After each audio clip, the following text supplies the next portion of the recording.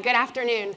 My name's Liz Wall. I'm a partner at McKinsey & Company in our New York office, and I work on topics of strategy, finance, and M&A. And very excited to be with you all this afternoon to talk about M&A and deal making across what have been some quite tricky cycles here.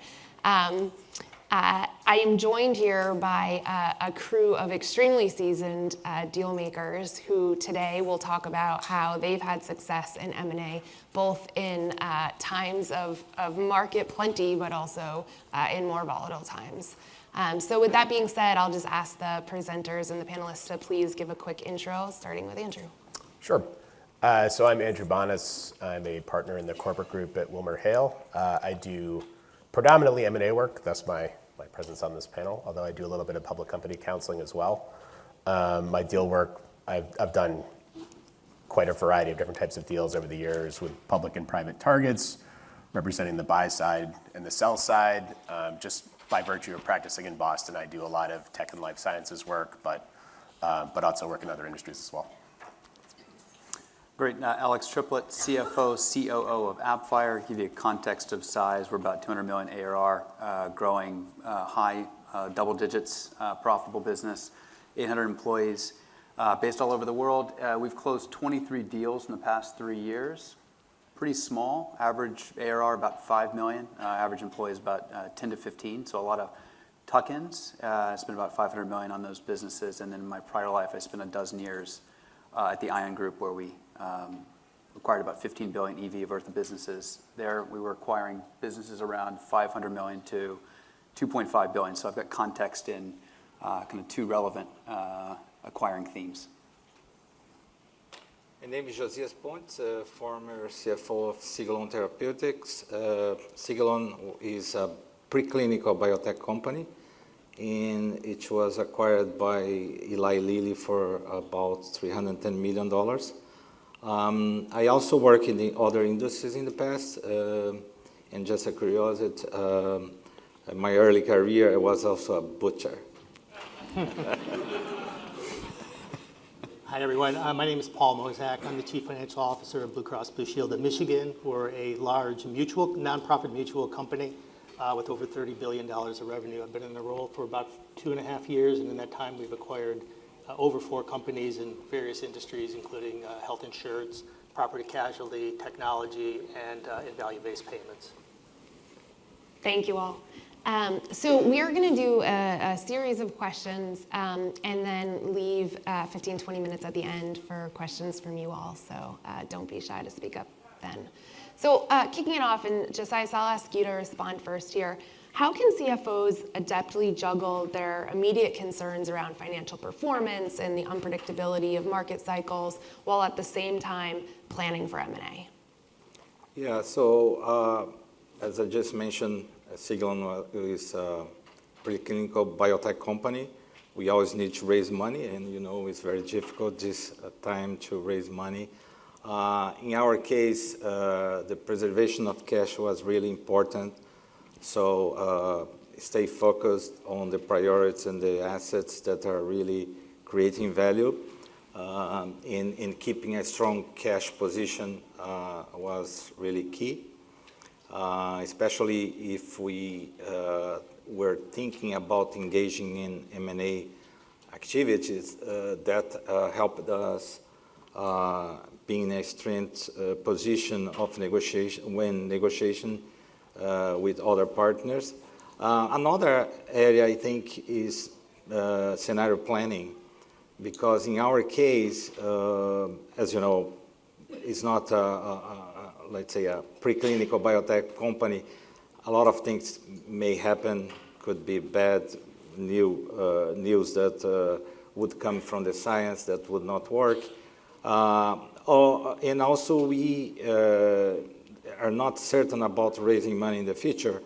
So we need to plan for multiple scenarios and be ready when those are applicable and we can pivot quickly. Great. Alex, what would you add? Yeah, just to add to that, the way we have been running it at Appfire is we weave it into the business fabric of the budgeting process and the quarterly process. So what I mean by that is we've got a running 7-year financial model. It goes out to 2030. It's got M&A as part of that. It's one of our 4 growth levers is M&A. And working backwards, we're typically presenting a budget to the board that's 1 year and 3 year in length. And a component of that is the expected M&A. So for us, being a tech company, ARR, annual recurring revenue, is a key metric for us. Obviously revenue and then EBITDA. And we are tasking the corporate development team, which reports to me, with hitting a figure every year. Now, the dangerous news there is you can always hit an M&A figure if you want to, right? So the flip side of that is we're going to have a really robust pipeline. We're going to look at pipeline coverage to those figures. We're not going to do deals if we think that they're not accretive from a people point of view and a product point of view. But it's really part of weaving it into, if we've got a 7-year model, M&A is part of that. What component is it going to play? What areas do we want to acquire in? Specifically for us, it's expanding into new ecosystems, platform providers that we serve. How is that going to roll out over the next 1 and 3 years? And then having the corp dev team have a target, and we work against that target. So they're thinking about, okay, do I want bigger deals, smaller deals, lots of deals, little deals? How does my pipeline look compared to closing these deals? Almost akin to a sales pipeline. So I think it's that rigor of making it part of the budget process, making the deal funnel almost look like a sales funnel. That's been pretty effective for us.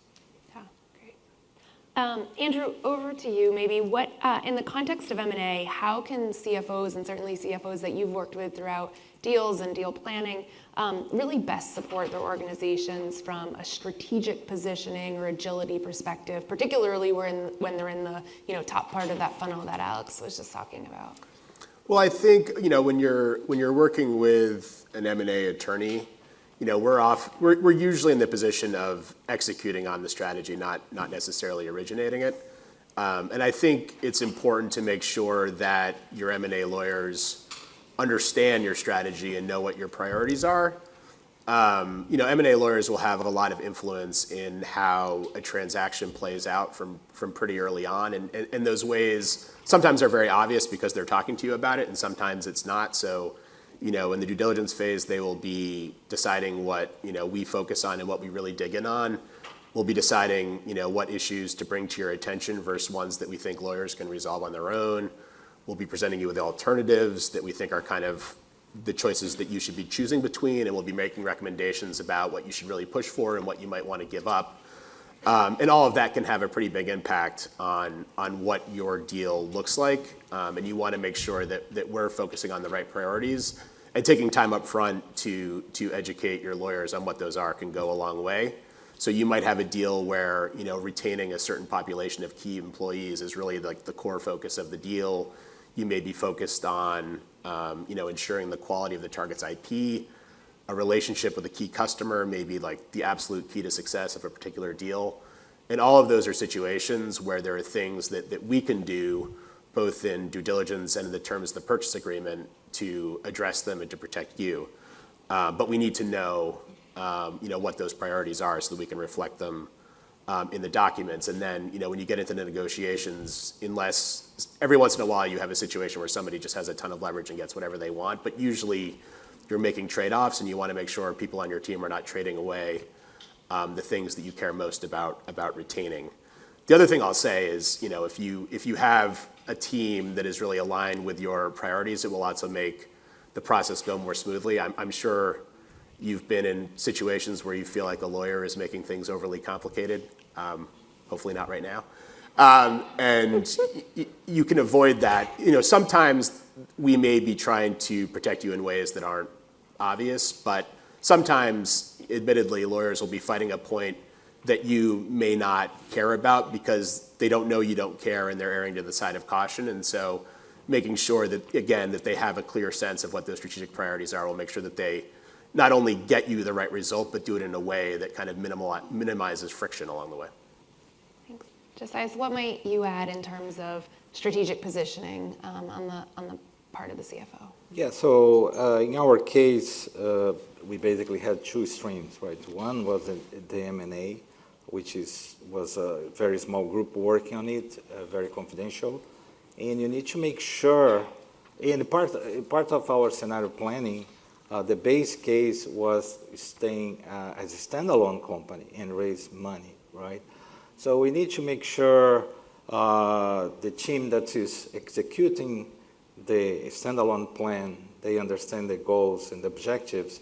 And as I mentioned before, we need to pay attention to the cash preservation, right? We need to make sure the team is really focused only on the priorities that are really adding value. Because if you are thinking about M&A, right, if you are spending money on something that's not going to add value in 2 years, 1 year, right, that doesn't make any sense. And you, because I mentioned before, you need to raise additional money to continue operating. You need to make sure you're not burning cash, and you become in a position that you cannot really even moving forward with any of those scenarios, or you are in a position that you need to, let's say, sell your company or shut down your operations because you don't have enough cash. Thank you. Paul, over to you. When you're thinking about the push and pull, if you will, between regulatory hurdles and value capture, what are some ways that you've seen really create win-wins between the two, or at the very least, stop from lost yardage? Sure. So we're in a position in healthcare where we can't consider our regulators to be anything but important stakeholders. And there's a couple of reasons for that. One is that we're one of the few industries where we get paid before we incur any costs. So we have a lot of money, a lot of assets that belong to the consumers of the state that we're involved in. The other thing is that in Michigan, we insure over half the population, over 5 million people. So this term's usually associated with banks, but we're systemically important to the healthcare system in the state. And so therefore, the state acts as a regulator to ensure that we're safeguarding those funds, as well as to make sure that we are there for the future of the state. So with that, as we approached the transaction that we closed 30 days ago with Vermont, we knew that we had to demonstrate not just the normal things you would in the market, which is how are you going to influence competition, what's it going to mean to the delivery of healthcare in the state, but we had to meet requirements in the state to describe that we were responsible and had integrity, and that we were good fiduciary stewards of that company. And so we had to embed a regulatory and a public policy process into the M&A's track. And what that meant is we knew there were going to be 3 key things that the state was going to be issued. Again, not just in terms of regulation, but also as proxies for the citizens of the state. And so one is they wanted to make sure that there was going to be local representation on the board. That was going to be critical. 2, they wanted to make sure that healthcare decisions, who was going to deny claims, who was going to set medical policy, where you're going to be able to get pharmaceutical drugs, was set locally, and that was going to be important. And then the third is they wanted to make sure that the employees were going to remain in the state. And so we worked with the Vermont team, the Vermont plan, and designed that almost from day one into the M&A process to ensure that it was done so that it was not just a win-win for both plans, but the state and the citizens would look at it as a win as well. Thanks, Paul. Andrew, what went you ahead? Sure. So as lawyers, we're often focusing more on the lost yardage side of the equation, unfortunately. But I think many of you are probably aware that regulatory oversight of M&A is an area where the landscape has really changed over the last few years. There's a lot more skepticism about M&A among regulators, and consequently, it's led to a much more restrictive regulatory environment, and you see more deals getting knocked off track during the regulatory review process, just because that process has become sometimes a little bit trickier to navigate. I'll confess up front, I'm not a regulatory specialist, but there are some sort of basic rules of thumb that even an M&A person like me knows that I can share with the group. I'm going to focus on antitrust because that's the regulatory regime that touches the most deals, but some of these themes apply to other areas as well, like CFOs, for example. You would sort of consider similar things along the way. And I think I'm going to touch on some specifics, but I think the key overarching piece of advice is if you think there's any chance that your deal could raise antitrust concerns, and I think the key thing to think about is, do you compete with the other party, or are you likely to in the near term? You really want to get an antitrust expert involved in the planning process very early on. And there's several reasons for that. One is avoiding shooting yourself in the foot with a bad record.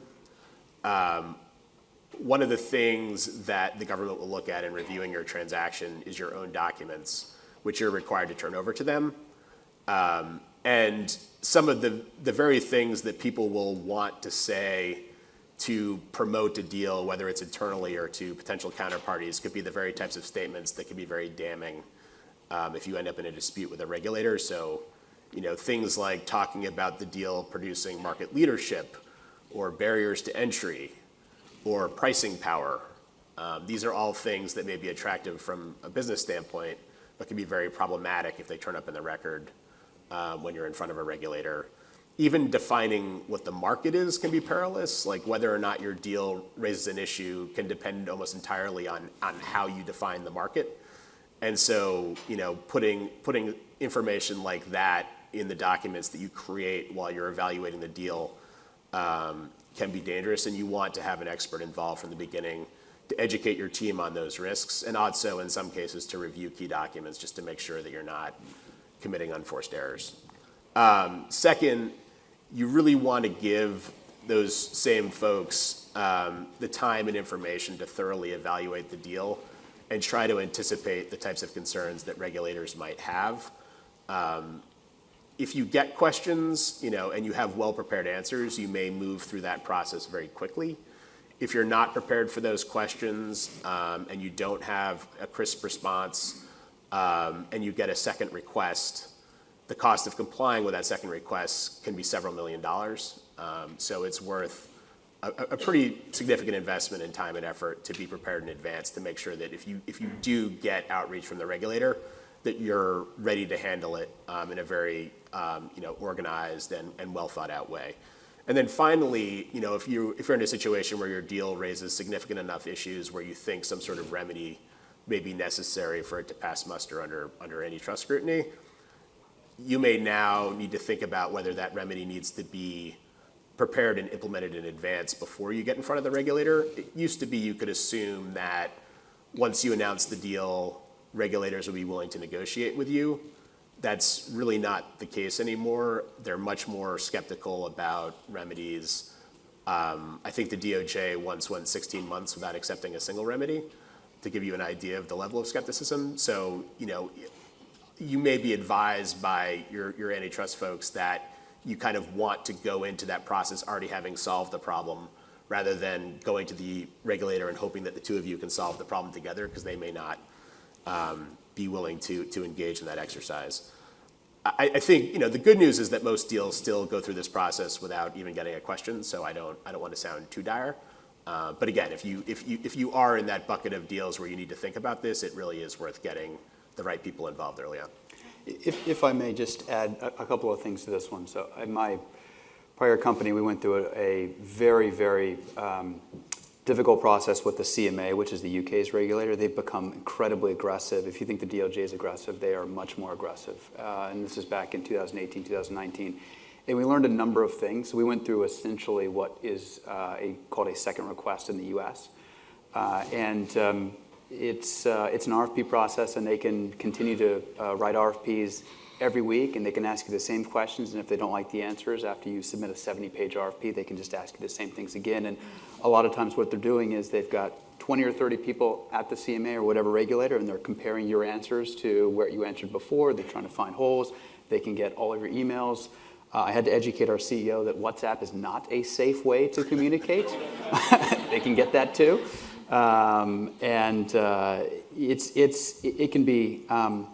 It can be very intrusive. So to Andrew's point, I wouldn't even have the antitrust counsel, when you think you have an M&A that you want to do, have them 4 or 5 years before. So if you want to do M&A in the next 5 years and you're in a space where there's a fairly well-defined set of competitors, do not put that in writing anywhere. Do not create a PowerPoint with just the two of you guys on there ever for any reason, not even the sales team. Don't do battle cards. Get an antitrust regulator or lawyer in immediately. Have them scrub all your stuff and start to have a different protocol. Certain things are only communicated on a non-recorded Zoom, non-transcripted Zoom. This is literally the only way to do it. Because otherwise, everything's fair game. And then what we learned with the UK CMA is they define the market. They define the market. So if they say, hey, on this corner of this street in London, we're going to define this little area as the sales market, and you guys are the only two people that happen to have offices here. That's the market. You dominate this market. Fair game. They make the rules. This is what I meant about seasoned deal makers. Alex, I'm going to come back to you for this question. So many CFOs, quite understandably, are very focused on the transaction itself. But what about the role of finance or the CFO in terms of integration planning, in terms of making sure that there really is, financial rigor and accountability in the integration period? What does that look like? I love this topic. So I've been at AppFire for 2 years, and I was at this fintech company, Ion, for 12 years. And when I started at Ion, I was a blissful head of corp dev. So I would find things, I would buy it, I would kick it over the wall. It wasn't my problem. On to the next, right? Because finding companies to buy and closing the deal, that's the easy part. We all know the real pain is integration. I was then handed a second job, which was CFO of a business line a couple years into my Ion tenure, and quickly learned, wait a minute, I just acquired this thing, now it's my problem. And now I got to deal with all these people, process, and systems, and all of these things. We spent 2 or 3 years of doing deals the wrong way after that. And so 4 or 5 years into my 12 years there, we finally rewrote the due diligence and integration playbook, and we came up with the following. So first starts with due diligence. We get everybody involved that's going to inherit the company. So we get our controller involved. We get our tax involved. We get our auditors involved, internal audit. We get our treasury team involved. We get our internal IT involved. We get our PMO involved. We front load due diligence in an extreme fashion. And we try not to show the company we're acquiring all of these people. So we keep them kind of behind a corp dev wall so they don't know there are 30, 40, 50 people picking through things. But we want no surprises to come over the wall. We want an integration plan to be written by the people that will be doing the integrating. That means you involve them in due diligence. Most people don't do that, right? You have this small corp dev team. It's very secretive. You can't share information. Nobody knows anything. And you just hand people a live grenade and move on to the next. So we started front-loading due diligence in a very systematic way. And a lot of the questions we started asking were really rudimentary. How many bank accounts do you have? Who are the signatories on your bank accounts? Are your stat audits up to date? Where do you file taxes? What do you file taxes for? Are they up to date? All the execution stuff that's a real brain damage, we due diligence all that stuff up front. So whether it's good or bad, we know, and we have that plan. We then had an integration framework that had 3 pillars. First is foundational, and it's all the things I just mentioned.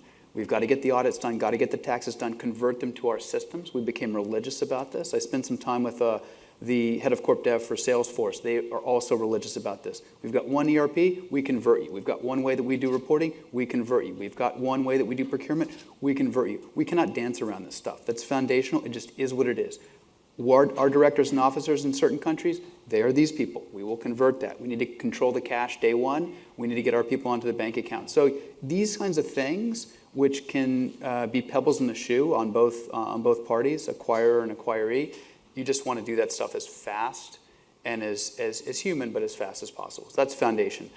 The second thing is value creation. This is, for a technology company, product and go-to-market, and largely the same for all of us, right? So how do we integrate the products? Do we keep this product? Is it a multi-brand product line? Is this going to be the big one or the little one? Is this taking over one of our products on the go-to-market? Do we have more distribution? How do they distribute? How are we going to click in our marketing team to the company's needs? And this one, you don't write the integration plan during due diligence. You really don't know. And you're going to fool yourself into knowing if you think 30 or 60 days with a company is enough time. We try to learn enough to ask smart questions, and then really in the month of close, and I've got a team out in France doing this right now for our latest acquisition, you sit with the acquired team. Socratic method. Okay, how do you really work? How do you really build product? How do you really have product roadmap? What really makes the customer happy? What are you concerned about? What have you always wanted to get to?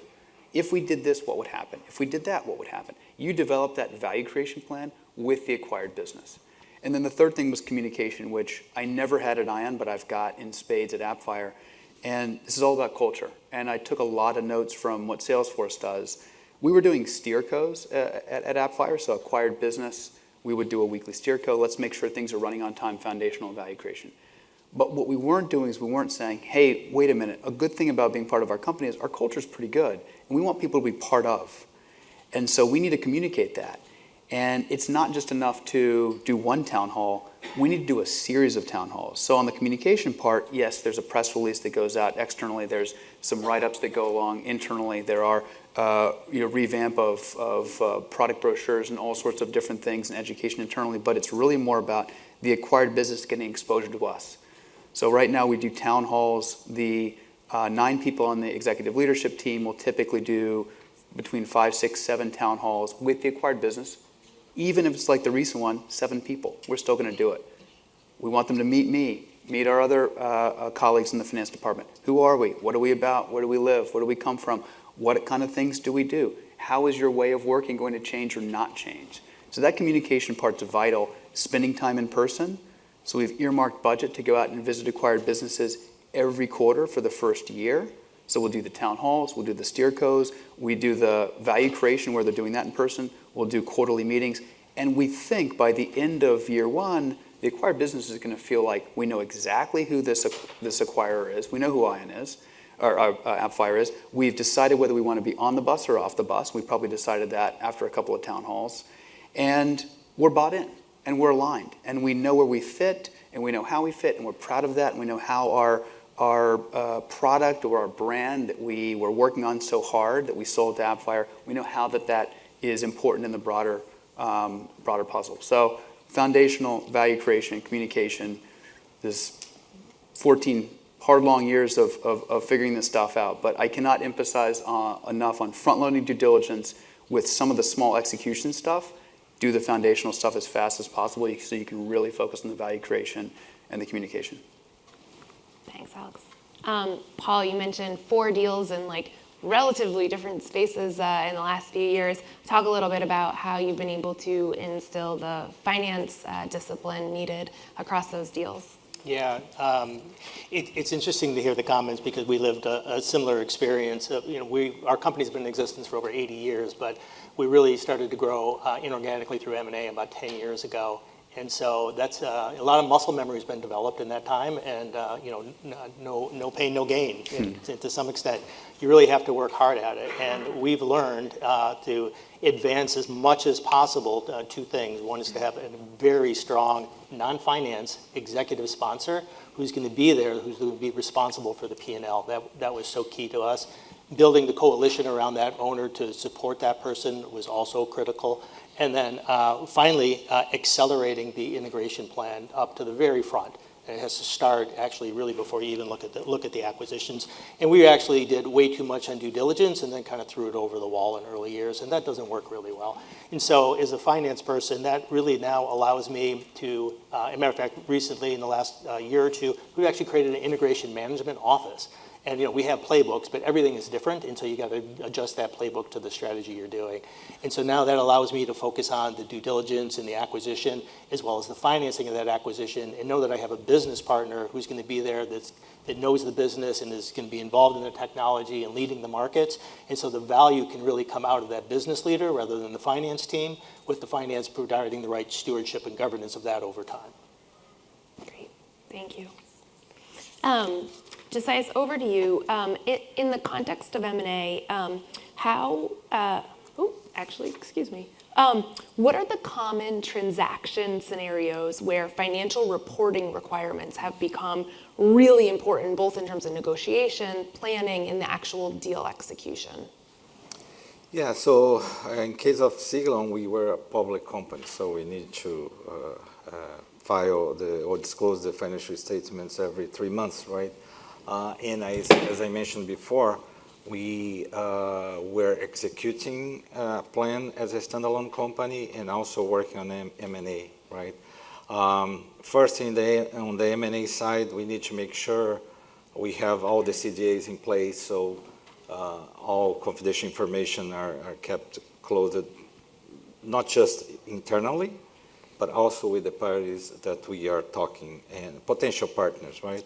And also in terms of executing as a standalone company, you need to make sure you keep things in order, right? For example, we had the revenue recognition. We don't want to have any issues that we need to disclose and then have a deficiency.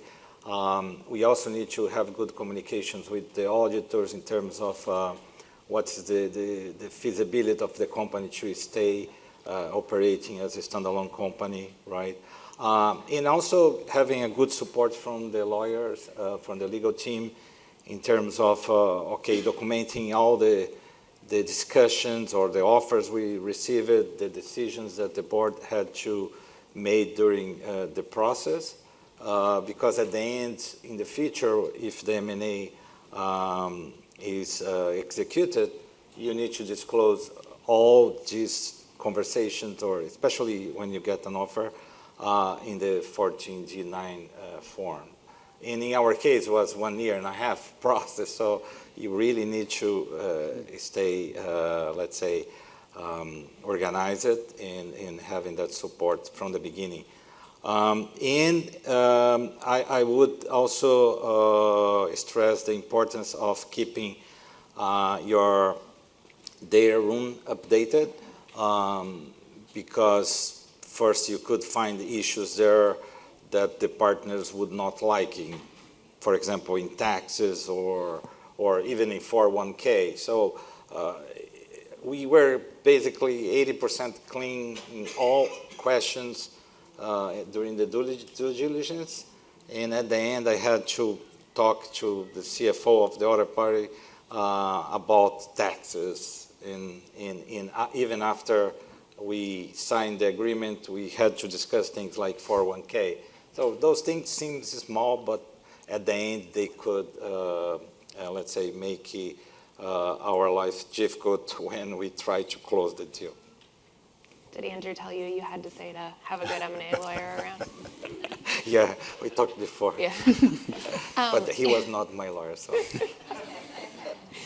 Andrew, what would you add? So I'll talk about a few specific scenarios, but I'll acknowledge up front that, some amount of financial information sharing is always going to be part of the process. So by talking about specific scenarios, I don't want to overlook the fact that, in every deal, a buyer is going to want to do some level of financial due diligence.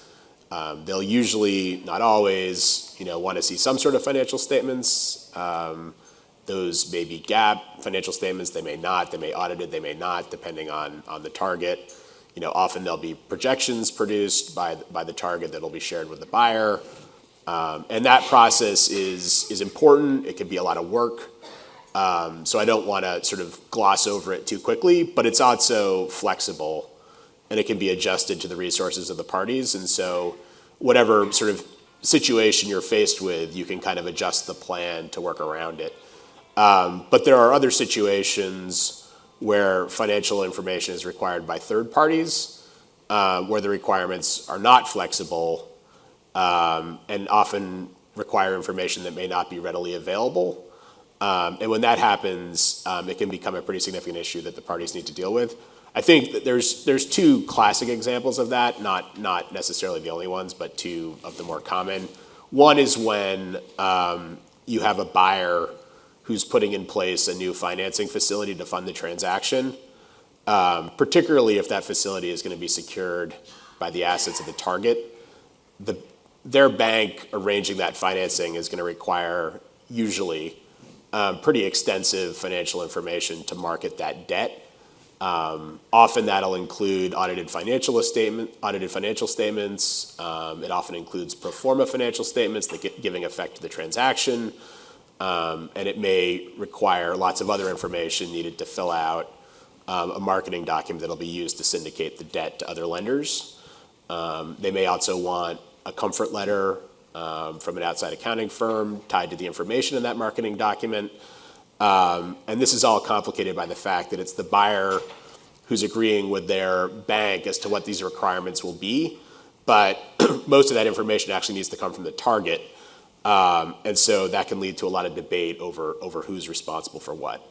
The second example is one where the buyer is a public company and the deal is large enough that it's considered significant under US securities laws. There's three tests for determining what significance is. I definitely will not bore you by going through that, but you only need to trip one of them. And if you do, the buyer is required to publicly file financial information about the target after the transaction closes on Form 8K. The specific information that needs to be included depends on how significant it is. There are different levels, but it will always include some degree of audited financial statements and pro formas, and the deadline for filing is not flexible.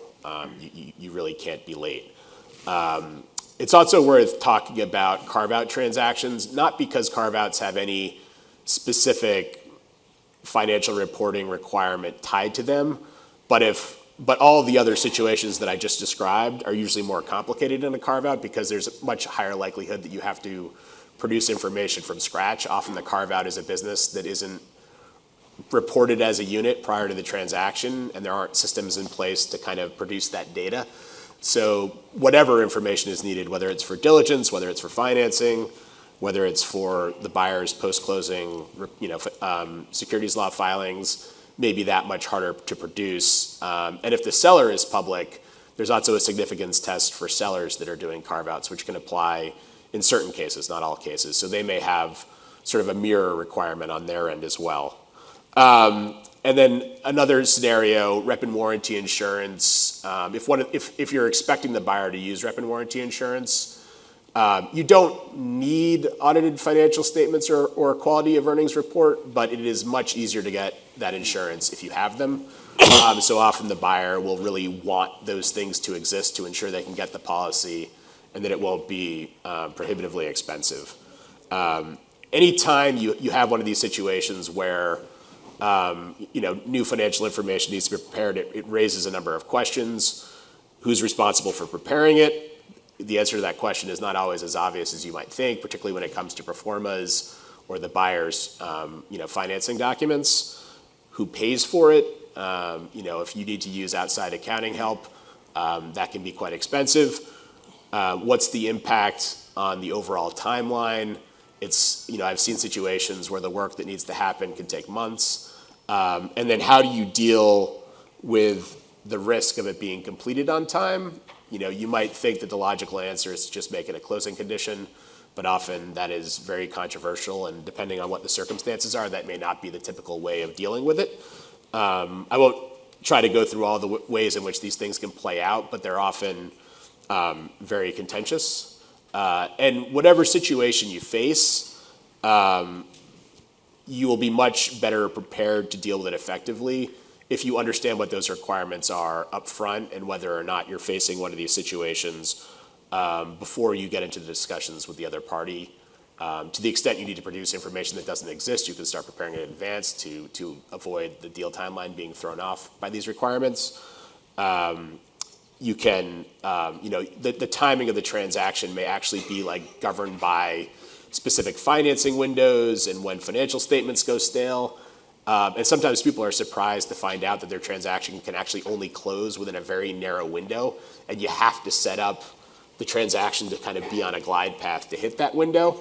And you really don't want to be caught off guard by that, or it can turn into a real fire drill. And then last is that, if you know these requirements up front, it's much more likely that the negotiations are going to lead to an acceptable outcome for you. The last thing you want is to have your team agree to, a structure and a timeline that you find out later is asking you to deliver the impossible. So understanding these requirements and identifying them up front can be very important to sort of not just getting terms that are acceptable, but also an overall process and timeline that's acceptable as well. Great, thank you, Andrew.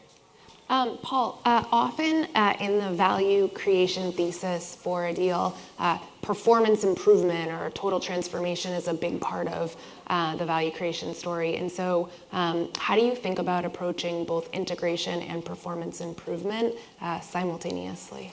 Yeah, that's a good question. So when I think about transformation, it could take various forms. And certainly if you're buying a company that's a fold-in acquisition, that's very different than a company that suffers from other kind of challenges. We purchased a company that's going through a transformation right now. It's called NASCO.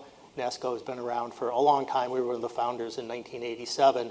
But it went, and it services 250 million claims a year. It's a big claims processing company.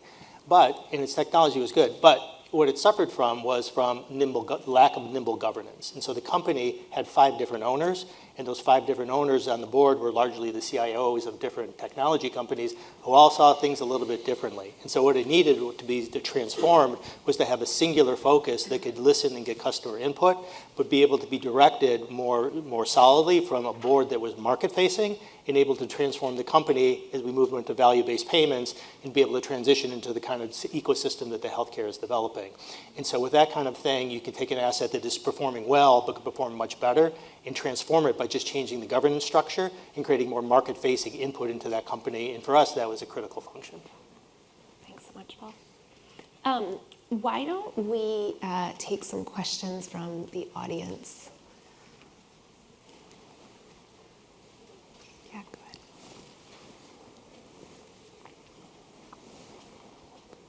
We'll do 1, maybe 2 respondents per question. Hi, my name is Vanessa. Thank you so much for your sharing. Can you talk about how do you increase the accuracy of forecasting the synergies analysis, especially the revenue side? Thanks. Do you want to take it? Yeah. So first, I'll do the easy part, which is the cost side, and then I'll get to the revenue side. We at Appfire are mostly about revenue value creation and less about cost. At Aina, it was completely the opposite. So we were very much about cost. We developed this model because we were mostly financing all the acquisitions through leverage in the free money environment of the 2010s. That we would write down the synergy plan, get the banks to finance it, and then the more that we showed that action, we would get the rating agencies to validate it, the banks would validate it, and we could borrow more, and beget more acquisitions. And our methodology was simple. We would itemize literally everything. So I'm going to fold this ERP in, I'm going to remove this duplicative office, I'm going to remove this headcount, and we put it into 3 buckets. To be actioned, I've identified it, but I haven't done it yet.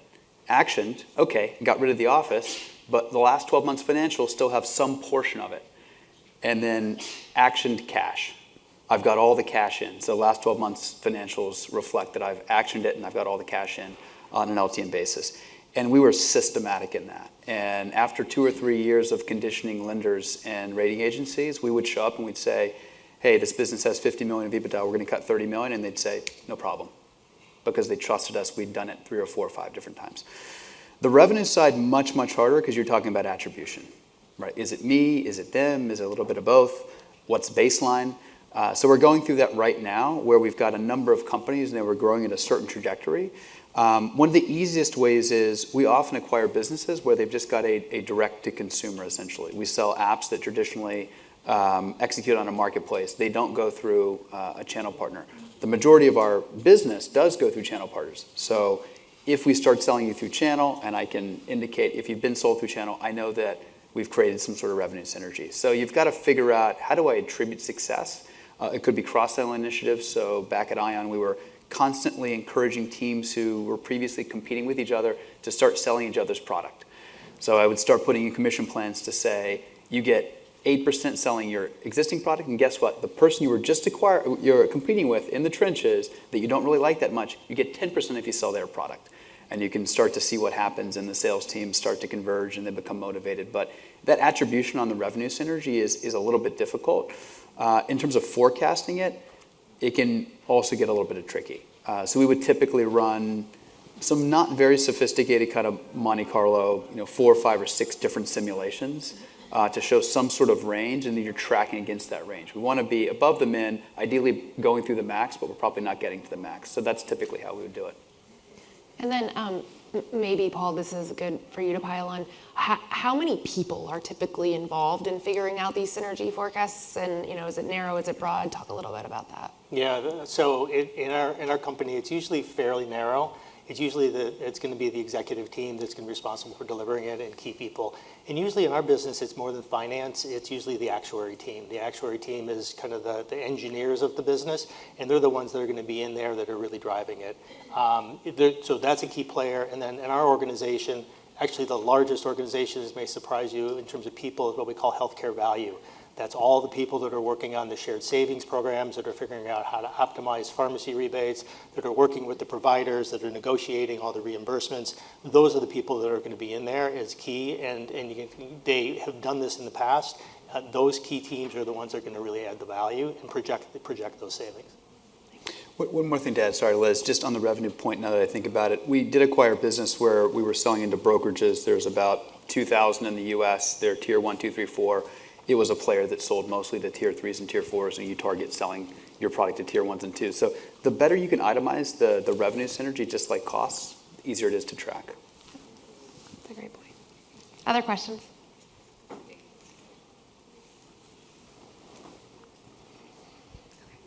Hi, my name is Allison Dollery. This question is triggered by something Alex had said. I took a lot of notes when we were talking about due diligence and how you've learned to do detailed due diligence. I was wondering if you or anyone else could talk about some things that went wrong prior to kind of learning that you needed to do that due diligence. Yeah, I mean, where do I begin? Made a lot of mistakes. I think just a couple of things. So the first is kind of bread and butter and can be immediately fixable by everybody in the room tomorrow, which is getting the right folks that really understand how things ought to work and have them come in and diligence just very core areas. So tax and audits are a great example. It's a list of things you've got to do. It's a complicated list, but it's a doable list. It's a known list. You have rules, and you just need to follow those rules and file where you need to file, report where you need to report. And if you don't have a tax or audit expert on your team, corporate development team's just not going to be equipped. A, they're not really going to focus on it. B, it's kind of boring, and they're not going to care that much, and they're not going to understand the risk. The accounting firm that has you, that's helping you with due diligence, they may help and they may alert you, and the lawyers will say it could be this amount of fines and penalties, and maybe we should get an indemnity or put an escrow aside against that. But truly, just to fix the problem, you got to get people in that understand how to execute against that problem, and they do the due diligence. So that's the foundational. The second thing, which is harder to get at, and it's around product and customers, is we closed a deal where we were told by the seller, the seller's head of sales, the seller's founder, and the private equity firm that they were going to close X amount of deals, and then they didn't. And we ended up getting in a legal fight and holding back the working capital, and we ended up not paying them working capital, but we got the short end of the stick on that because we didn't do proper due diligence. And we started to refactor the way that we did go-to-market due diligence, which was we want to do reference calls with at least half of your top 50 customers, or covering 25 to 30% of your revenue, or some combination. We typically come up with the algo depending on how big the customer base is. So maybe it has a lot of concentration, maybe it's not such a long list. If it is a really long list, we figure out what are the parameters. But we started doing at least 20 to 30 customer references, typically covering 25, 30, if not 50% of the business's ARR. And this is for several billion-dollar deals of, kind of 200 million or so revenue businesses. And we did that because we did not want to get surprised. You call those customers up, and clearly they're trying to put the best person they could find at that customer to say how happy they are with the product. But if you ask the right questions, you can start to understand body language over the phone or on a Zoom. So that was a big one. And then on the product side, you can have them come in and they can give you a nice PowerPoint and they say they're doing beautiful things. We started doing detailed demos, not just an hour demo. We want to do a full day or several days workshop. We want to go 2 or 3 clicks into your organization. We want to meet 20 people in your tech organization. Not possible, just the CTO. Nope, we want to meet 20 people. Not possible. Well, we're not going to do the deal. Okay, fine, you can meet 15. And so you meet people and you understand, how do you really build product? What really goes on behind the scenes? We're product people. We know that it's not perfect. And when you demo something for a day and a half, you truly understand that product. So it was just demanding access of both customers and a deeper level of the product organization, and getting more access to products. So that was the big change that happened, especially at Ion. And that's what we do with our acquisitions at AppFire. First thing we do a half-day demo of the product, even if it's not a big product. And we start to understand how the business works, what the product really does. That's the first thing we do. We don't even look at financials. We don't really care what's going on with how the company operates. We want to understand what the product does. I can add to that from my perspective. We've always done due diligence in compliance, which is very important to us, and then cyber and IT. And normally when we would do that years ago, we'd look for problems, right? And that's what you would typically do is say, where are the issues here? What do we have to address? What are the reps and warranties? But what we missed is having a more comprehensive view of what it would take to get the maturity of the compliance in the IT environments to where we would expect those standards to be. And early on, we found out that if we did not do enough of that up in advance, we would substantially miss the amount of cost and time it would take to get there. And so really building that up in the due diligence planning, not just to look for issues, but try to see like where does this need to go was really critical for us in making improvements. There's a question. Hi, I'm Mike Loesch, and I'm admitting I'm old school because the last deal I did was the CEO and I, and Andrew's counterpart, at an off-site location, and so I want to be relieved that we now do due diligence up front. So my question is really, are you folks representing how you do it, which sounds great, by the way, or is this more the norm that you see in the industry with your counterparts? Might be a question for Liz, but Yeah. that's kind of my question, because we're going to sell our company in the next year or two, so I'm wondering how much due diligence I'm actually going to do, because it was a little easier in the old days. Yeah, so, Great question. These are the best of the best up here. They're doing the textbook and more. That being said, I think the due diligence game has, even in the past 5 or 6 years, really taken a dramatic leap forward with the type, like when you hear Alex talk about the customer calls and like actually sitting with the, 15 product guys, or Paul on the IT side, like it's going quite deep in the organization. I think the diligence lists and questions are at times, like I'm seeing them across lots of organizations, and like they're stacks of paper deep. And so I would say, yeah, very much a bit more beefed up from what you just described. That being said, I think if you are, depending on who you're looking to exit to, I think you can actually, as the seller, have a chance to actually shape what the diligence looks like a fair amount, right? Like, I think, look, if you approach a conversation with Alex, and Alex, you should, either contradict or confirm here and say, look, our understanding is the 3 big pillars of this deal are, product, tech stack, and channel. Great, like, let's actually be smart about this and focus 80% of our time there. And yes, of course, from a regulatory perspective, there's gonna be a bunch of things we actually must do, the foundational things. But I think having a very clear view of what the value creators are and focusing resources there tends to help. I don't know what you guys would add. Yeah, it is extensive. We do a tremendous amount, but there are people that even do more than us. For example, you might have heard the phrase culture eats strategy every day.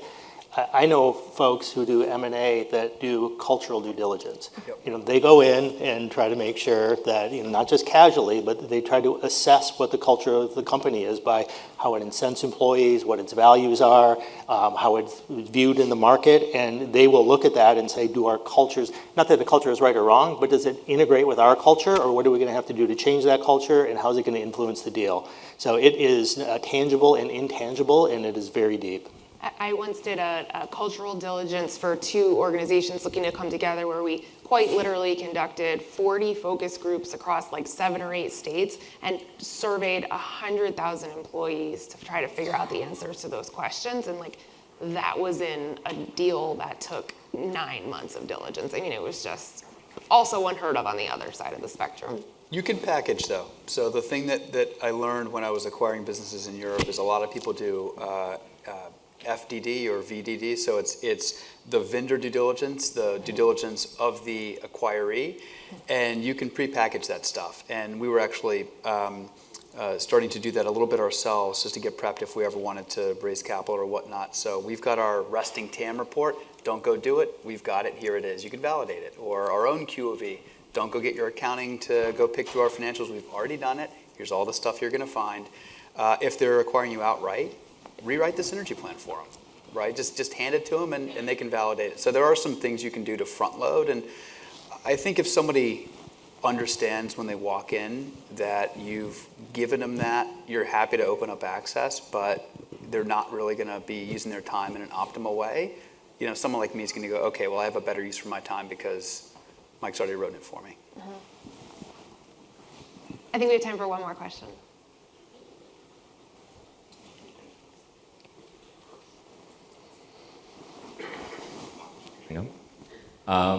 I think a couple of years ago, I think 2021, capital was easy, right?